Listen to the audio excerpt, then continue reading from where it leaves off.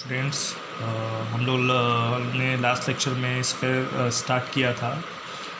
हम लोगों ने स्फीयर की equation, general equation, centre, radius, इनके सब के बारे में जान लिया था और कुछ प्रॉब्लम्स हम लोगों ने उस पर डिस्कस की थी।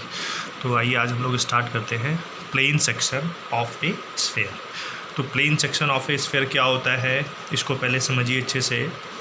तो a section of a sphere, a section of a sphere by a plane is a circle। तो section of sphere by plane क्या होता है? सर्किल होता है। कहने का मतलब ये है कि प्लेन और स्फीयर का जो इंटरसेक्शन होगा, जो curve of intersection of sphere and plane होगा, वो क्या होगा? वो एक सर्किल होता है। तो आइए देखते हैं इसको कैसे हम लोग इसको रफली प्रूफ कर सकते हैं। जैसे मान लीजिए हमने एक स्फीयर ये बना लिया, एक स्फीयर हमने ले लिया, ठीक है, सेंटर ले लिया, और एक हमने कोई प्लेन बना लिया। तो पूरा प्लेन ड्रॉ नहीं कर रहे हैं, मान लीजिए प्लेन हमारा हो गया। तो कहने का मतलब ये है कि ये इस तरह से पूरा प्लेन बना सकते हैं। तो हमें बताना है कि जो सर्किल और जो स्फीयर और जो प्लेन का इंटरसेक्शन है वो क्या होगा? वो एक सर्किल होगा। तो इसको हम प्रूव भी कर सकते हैं। मान लीजिए हमने इस सेंटर को हमने कह दिया C, और जो इंटरसेक्टिंग कर्व है वो हमने मान लिया क्या है? वो कुछ भी इस तरह से बनना है। कोई भी कर्व बना सकते हैं। हम प्रूफ करेंगे कि ये जो कर्व है यही हमारा क्या है? ये कर्व ऑफ इंटरसेक्शन है। हम बताएंगे कि ये सर्किल है। अभी कैसे आता है सर्किल वो देखते हैं। तो C हमने क्या ले लिया? C हमने मान लिया क्या है? सेंटर है, ठीक है ना। So let C be the center of the sphere। तो C हमने मान लिया क्या है? सेंटर ऑफ द स्फीयर है। उसके बाद क्या किया हमने? P हमने कोई पॉइंट ले लिया, कहीं पर भी ले सकते हैं, बस उस प्लेन सेक्शन पे लीजिएगा। जो curve of intersection of plane और स्फीयर हो, उस पर कोई एक पॉइंट ले लीजिए। P मान लीजिए ये हमारा है, तो इस पे हमने कोई पॉइंट ले लिया। P यहाँ पे ले लीजिए, यहाँ पे ले लीजिए, कहीं पर भी ले लीजिए, ठीक है ना। And join C and P, ठीक है। तो इसको हम लिख देते हैं। Take a point P on the plane section. एक हमने ये कोई पॉइंट ले लिया, ठीक है ना। फिर हमने क्या किया? हम इस C से प्लेन पे एक परपेंडिकुलर ड्रॉ कर रहे हैं, CN। यहाँ पे N क्या है? N जो है वो फुट ऑफ परपेंडिकुलर CN है, ठीक है ना। नाउ ड्रॉप CN क्या है? परपेंडिकुलर है ऑन द प्लेन। यहाँ पे N क्या है? N is the foot of perpendicular. तो ऑब्वियस हम कह सकते हैं कि जो हमारा CN है वो परपेंडिकुलर है किसके? CN is perpendicular to NP। CN is perpendicular to NP। CN is perpendicular to NP। So यहाँ से हम देखिए हम लिख सकते हैं। और यहाँ पे जो CP क्या है? CP यहाँ पे जो है वो है रेडियस। CP क्या है? CP है रेडियस ऑफ द स्फीयर, ठीक है। सो अगर हम निकालते हैं, मान लीजिए यहाँ से एक्चुअली हमें NP देखते हैं। तो NP अगर हम निकालें यहाँ से, तो NP स्क्वायर इक्वल टू क्या हो जाएगा?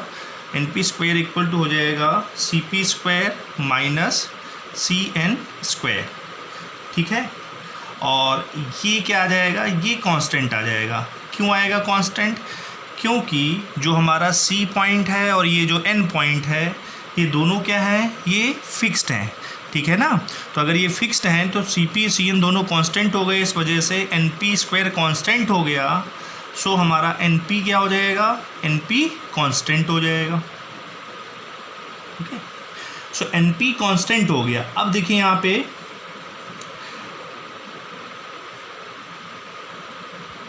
ये पॉइंट P जो है वो इस तरह से प्लेन में मूव करेगा सच दैट NP हमेशा मेरा क्या रहेगा? कांस्टेंट रहेगा।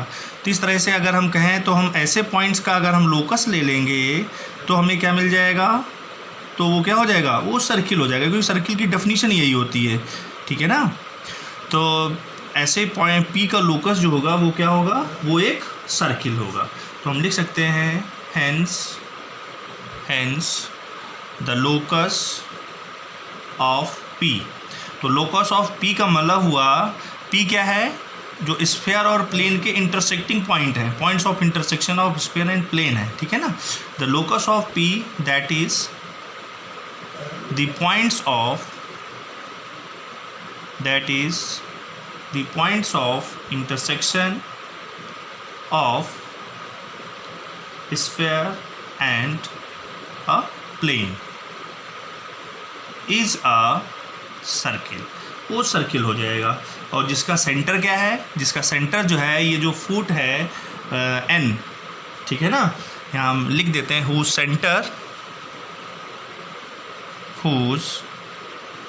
center is the foot of perpendicular from center of sphere to the plane, ठीक है। तो ये हो गया हमारे पास plane section of a sphere. तो ध्यान रखिएगा कि कोई भी स्फीयर है, ठीक है ना, तो और प्लेन है, तो स्फीयर और प्लेन का इंटरसेक्शन क्या होगा, वो एक सर्किल होगा। इस तरह से हम इसको देख सकते हैं कि सर्किल हमने कैसे प्रूफ किया है। फिर से बता देते हैं, सी सेंटर ऑफ स्फीयर ले लिया, पी हमने कोई पॉइंट ले लिया ऑन द प्लेन सेक्शन, ठीक है, और सी एन हमने एक परपेंडिकुलर ड्रॉ किया है to the plane, then N P हमने प्रूफ कर दिया कांस्टेंट है। अच्छा, ये डेफिनेशन ये होती है सर्किल की। मान लीजिए अगर हमारा ये कोई फिक्स पॉइंट है, एन क्या है, फिक्स पॉइंट है, और पी ये कांस्टेंट डिस्टेंस ले ली। अब अगर इस पॉइंट पी को मूव कराएंगे तो जो हमें पॉइंट्स मिलेंगे उनका जो लोकस होता है वो क्या होता है, सर्किल होता है। तो बिल्कुल सेम हमको यहाँ पे मिल गया है। तो इस तरह से हम कह सकते हैं कि स्फीयर और प्लेन का इंटरसेक्टिंग कर्व क्या होगा, वो एक सर्किल होगा। अब देखिए, अगर यही प्लेन हमारा क्या हो, इस सेंटर से पास हो रहा हो, या हम ऐसे कहें कि the section of sphere by a plane through its centre is called, उसको हम लोग बोलेंगे ग्रेट सर्किल। कहने का मतलब ये है कि अगर हमारे पास कोई स्फीयर है और जो हमारा वो प्लेन है वो हमारा किससे पास हो रहा है, सेंटर से अगर पास हो रहा है, तो हमें जो मिलेगा largest circular section of the sphere, सबसे largest circular section of sphere हमें कब मिलेगा, जब हमारा प्लेन सेंटर से पास होगा। और इसको हम लोग क्या बोलेंगे, ये हमारा बोला जाएगा, इसको हम लोग बोलेंगे ग्रेट सर्किल। ग्रेट सर्किल क्या होगा, अगर हमारा प्लेन स्फीयर के सेंटर से पास हो रहा है तब प्लेन और कर्व का जो इंटरसेक्शन होगा, प्लेन और स्फीयर का इंटरसेक्शन क्या होगा, सर्किल होगा, और उस सर्किल को हम लोग बोलेंगे ग्रेट सर्किल। तो ग्रेट सर्किल से रिलेटेड रिजल्ट है कि जो ग्रेट सर्किल होगा उसका रेडियस और स्फीयर का रेडियस सेम होता है, और दोनों का जो सेंटर होगा वो क्या होगा, वो सेम होगा। तो ये हमने बना दिया है कि अगर हमारा प्लेन जैसे यहाँ पे था, ठीक है ना, तो ये स्मॉलेस्ट सर्किल होंगे। तो जो सबसे लार्जेस्ट सर्किल जो हमें मिलेगा वो हमें तभी मिलेगा जब हमारा प्लेन जो है वो किससे पास होगा, वो स्फीयर के सेंटर से अगर पास होगा। तो स्फीयर के सेंटर से पास होगा तो ये लार्जेस्ट सर्कुलर सेक्शन हो गया, इसी को हम लोग बोलते हैं ग्रेट सर्किल। तो एग्ज़ाम में इसकी डेफिनेशन भी लिखने को आती है, तो यहाँ पे एक लाइन हम मेंशन कर दे रहे हैं, ग्रेट सर्किल। तो ग्रेट सर्किल में आप क्या लिखेंगे, तो ग्रेट सर्किल में मैं लिख दे रहा हूँ, द सेक्शन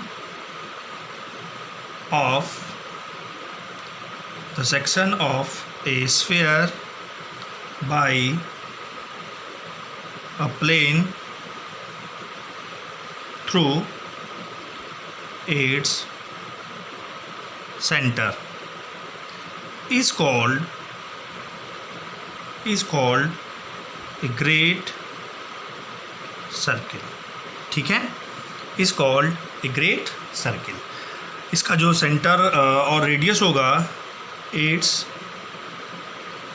its center